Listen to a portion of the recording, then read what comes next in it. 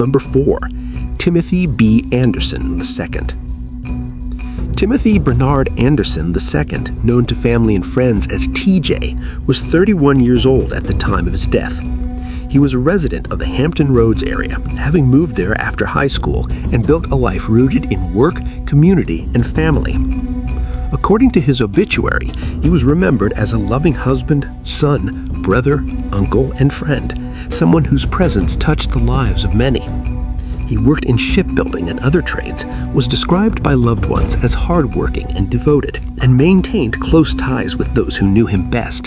His loss would leave a deep void in the hearts of his family and friends. There are no public records indicating that Timothy was involved in any conflict, dispute, or concerning situation in the hours leading up to Christmas Eve. The precise details of his activities on the evening of December 23rd are not part of public reporting.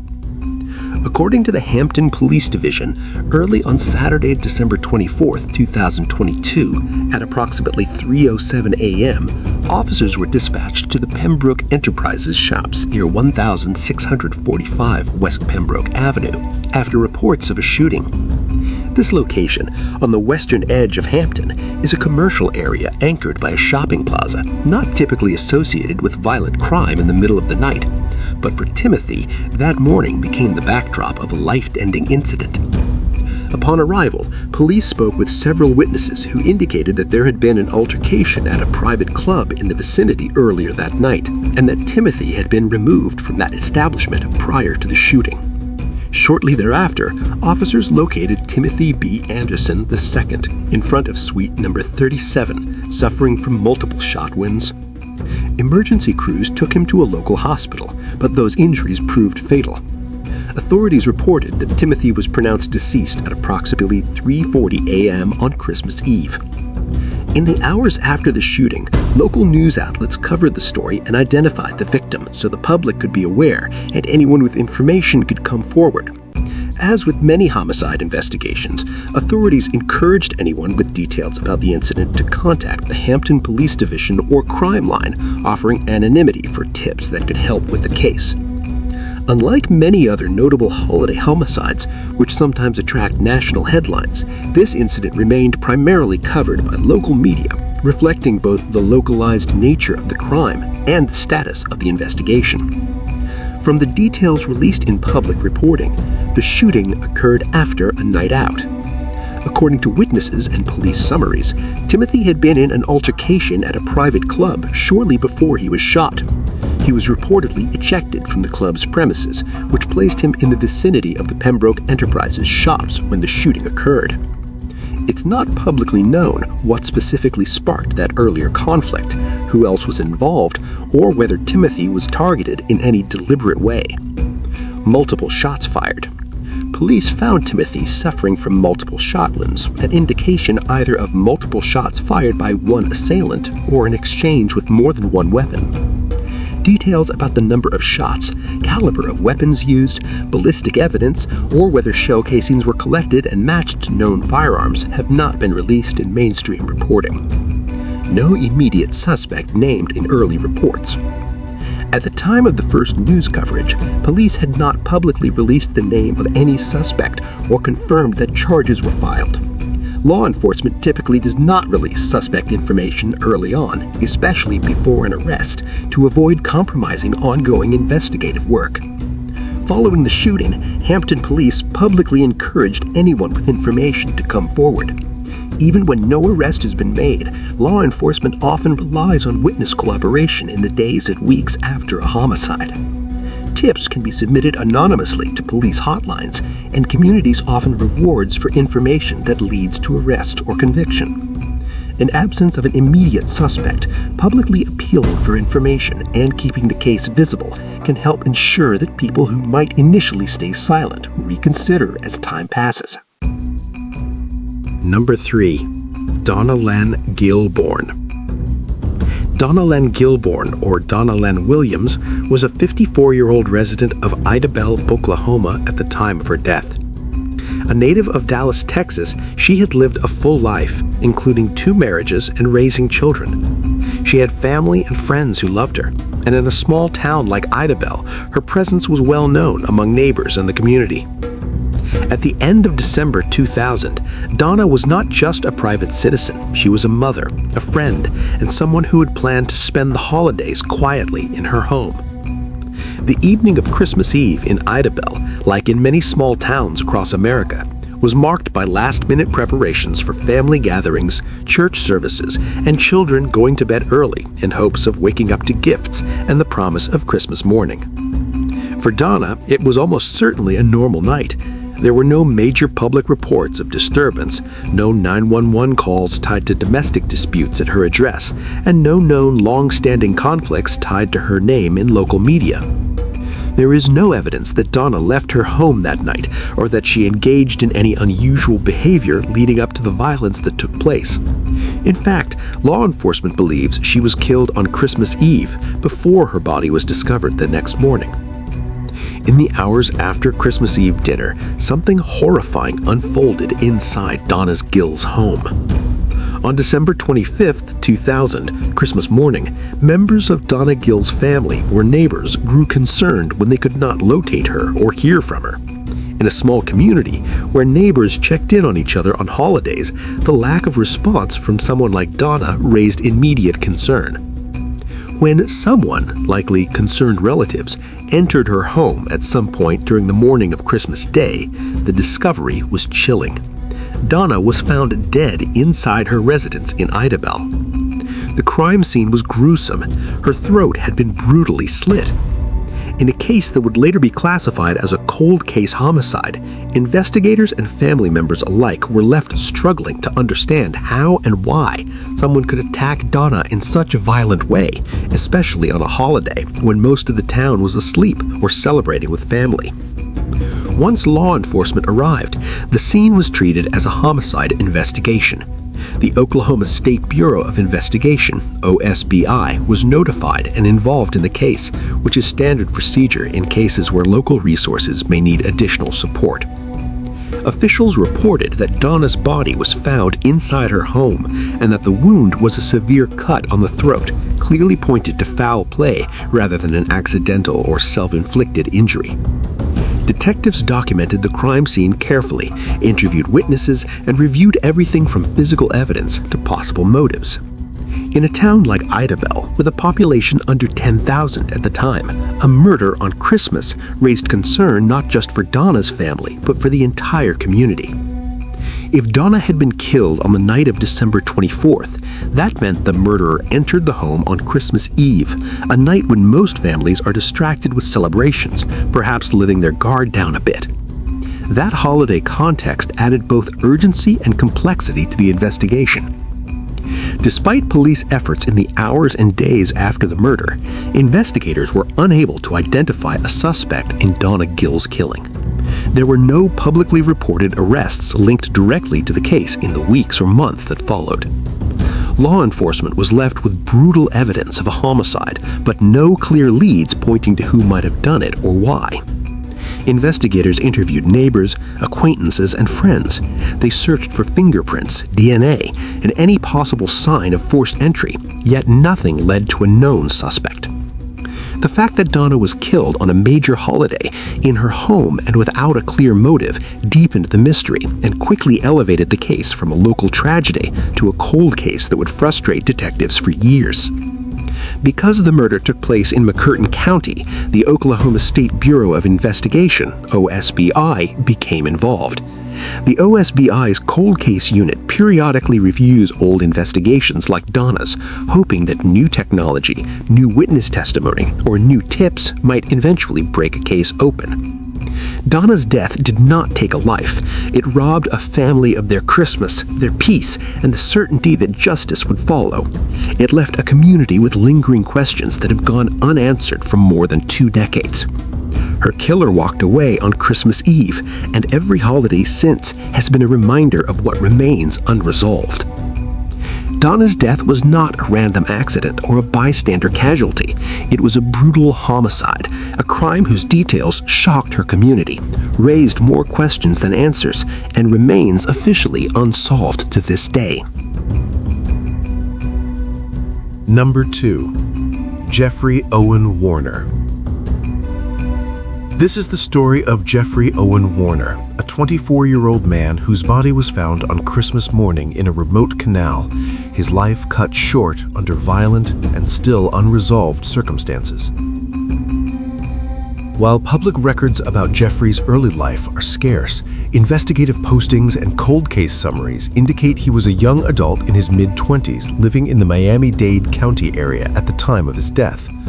What is clear is that by 1975, Jeffrey was connected, at least per later police information, with individuals involved in drug trafficking activities in Miami-Dade. This association would become a potential line of inquiry in the investigation, though it has never resulted in a suspect or conviction. Christmas Eve 1975 in Miami was likely a time of activity, socializing, and end-of-year gatherings. Miami-Dade County in the mid-1970s was a place of economic contrast, sun-splashed beaches by day, and at night, a crossroads between tourism and underground economies, including drugs. Investigators later noted that Warner's name surfaced in connection with a drug organization in the area, though those claims were never clarified in public reports and have never led to charges against specific persons. There are no publicly accessible documents specifying exactly where Jeffrey was on the evening of December 24, 1975, or who he may have been with, and police never released witness statements from that night. Because of the scant details preserved in digitized archives, the last confirmed information before his body was found comes from the discovery itself. Early on Christmas morning in 1975, the body of a young man was discovered floating in a canal in South Miami-Dade County, specifically along a waterway that runs parallel to Card Sound Road, about 5.8 miles south of the U.S. Route 1. His torso was mutilated. He was found headless and handless. Officers responding to the scene found the body but could not immediately identify the victim because his identity was not yet known, a common occurrence in an era before digital databases and rapid identification technology. The victim was later confirmed to be 24-year-old Jeffrey Owen Warner once law enforcement received information that linked personal records to the remains several months after the discovery. This macabre detail, decapitation and removal of hands, suggests that the perpetrator may have intended to make identification difficult, complicating both immediate investigation and later forensic analysis. Whether this was a purposeful attempt to delay identification, to hide wounds, or to conceal other forensic evidence is unknown, but these mutilations are particularly notable. Once Jeffrey's identity was established in April 1976, months after the body was found, investigators began to piece together what little was known. He had been in the Miami-Dade area prior to his death. He was connected to persons involved in a drug organization operating out of the county. Others associated with that same group either refused to speak with investigators or were themselves later killed in unrelated incidents, underscoring the danger and complexity surrounding the case. Although these associations were uncovered during the investigation, police never publicly confirmed that Warner was killed because of his connection to that group or that his death was directly tied to drug organization disputes. The connection remained speculative rather than proven. Investigators categorized the case as a homicide rather than a suicide or accidental death given the mutilation of the body, the location in which it was found, and the implication that the body had been deliberately concealed or left in a waterway remote from residential areas. Despite classifying it as a homicide, law enforcement never established a suspect, motive, or timeline for the killing beyond the broad details above. Several factors contributed to the fact that this crime remained unresolved. 1. Identification delayed. Jeffrey Warner's remains were not linked to him until months after they were found, which gave investigators far less leverage in interviewing witnesses or tracking his last movements. 2. Lack of forensic evidence. In 1975, forensic technology was limited. There were no DNA databases or rapid fingerprint matching systems. The removal of the head and hands likely made it harder to identify the victim early and to extract usable forensic data. 3. Drug organization ties. While investigators noted Jeffrey's connection to a drug network, the insular nature of such organizations meant that potential witnesses were unlikely to cooperate with police. Some individuals associated with that group were later killed or unwilling to speak, meaning leads went cold quickly. Decades after the body of Jeffrey Owen Warner was recovered in that South Miami-Dade canal on December 25, 1975, the case remains unsolved. No arrests are publicly connected to his murder, and in the absence of new evidence or testimony, law enforcement continues to classify it as a cold homicide.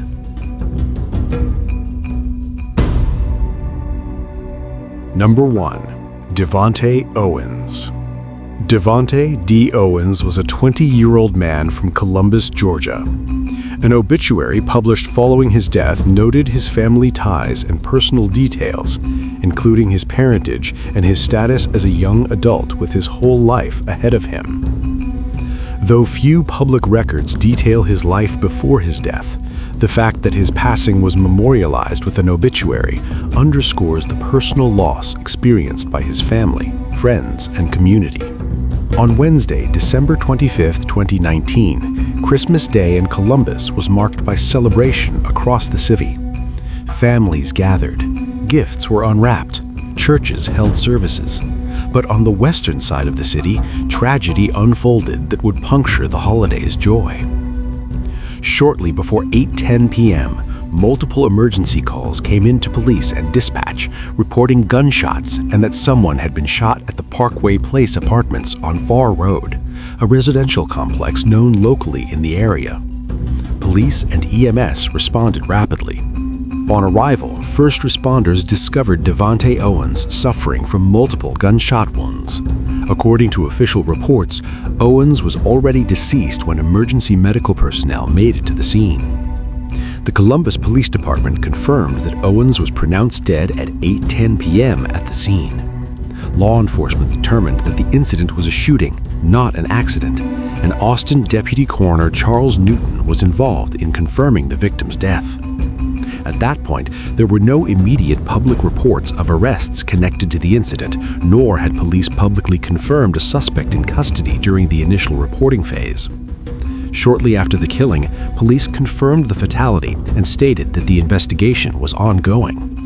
Multiple sources reported that investigators were still looking for witnesses and details about the circumstances surrounding the shooting. Owens's death appears in the department's homicide list for December 25, 2019, confirming the official classification of the incident as a murder. The shooting death of Owens, occurring on a holiday and in a residential complex, stirred reactions within Columbus. Local residents expressed sorrow and concern over yet another loss of young life to gun violence. Family members and friends, some of whom gathered for impromptu vigils, lamented how his death cast a shadow over what should have been a joyful evening. Statements from loved ones shared through social media and local community forums emphasized the pain of losing someone so young and called for support from neighbors and the broader public. Although public reporting did not include detailed interviews with family at the time of the shooting, those close to Owens clearly felt the impact, underscoring how gun violence ripples outward beyond the immediate victim to affect entire families and neighborhoods. However, in the case of Owens's killing, no suspect was publicly identified in early reporting, and there has been no prominent media coverage announcing an arrest or prosecution connected to his homicide as of the last update available. Without additional public updates from the Columbus Police Department or jurisdictional prosecutors, the full outcome of the investigation, whether it has led to an arrest, indictment, or trial, is not documented in mainstream reporting. This kind of silence can occur in many homicide investigations, especially when police continue to pursue leads quietly, or when the case has not yet reached the stage of public charges or court filings. For the Owens family, Christmas 2019 will never be forgotten, and for the community that mourned with them, His death became a measure of how deeply gun violence can affect people at the most unexpected times. If you've made it this far, thank you for watching. Feel free to share your thoughts or theories in the comments below. I read every one. If you found this story interesting, consider subscribing and sharing it with others. Thank you again for watching, and I'll see you in the next video.